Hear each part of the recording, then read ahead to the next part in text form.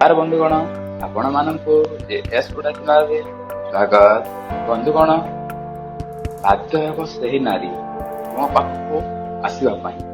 କାଗଜରେ ଲେଖି ଜାଲି ଦିଅ ଯେ ସ୍ତ୍ରୀ ବା ଝିଅ ତୁମ ବସରେ ପାଗଳ ହୋଇଯିବ।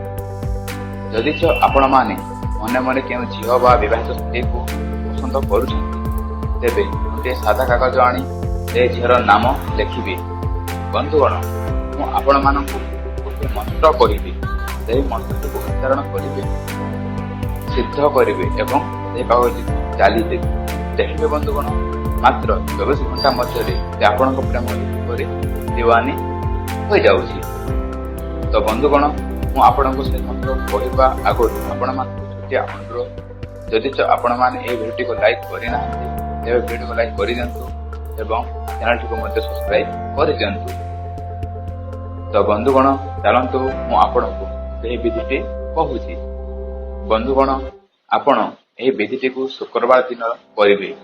ଖଣ୍ଡେ ସାଧା କାଗଜ ଆଣିବେ ଏବଂ ସେହି ସ୍ତ୍ରୀ ବା ଝିଅର ନାମ ଲେଖିଦେବେ। ତା ତଳେ ଆପଣ ଗୋଟିଏ ମନ୍ତ୍ର ଲେଖିବେ ଯାହା ମୋବାଇଲ ସ୍କ୍ରିନରେ ଶୋ ହେଉଛି।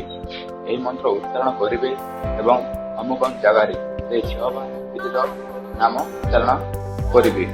ମନ୍ତ୍ରକୁ 51 ଥର ଜପ କରିଦେବେ ଏବଂ ସେହି କାଗଜକୁ ନେଇ ସେହି ସ୍ତ୍ରୀର ଘର ପାଖକୁ ଚାଲିଦେବେ।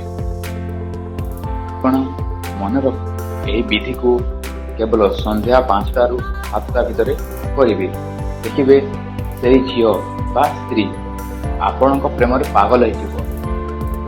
ଆପଣଙ୍କୁ ନ ଦେଖିଲେ ସେ ରହିପାରିବନି ଏବଂ ସେ ଆପଣଙ୍କୁ ହିଁ ଚାହିଁବ। ଧନ୍ୟବାଦ।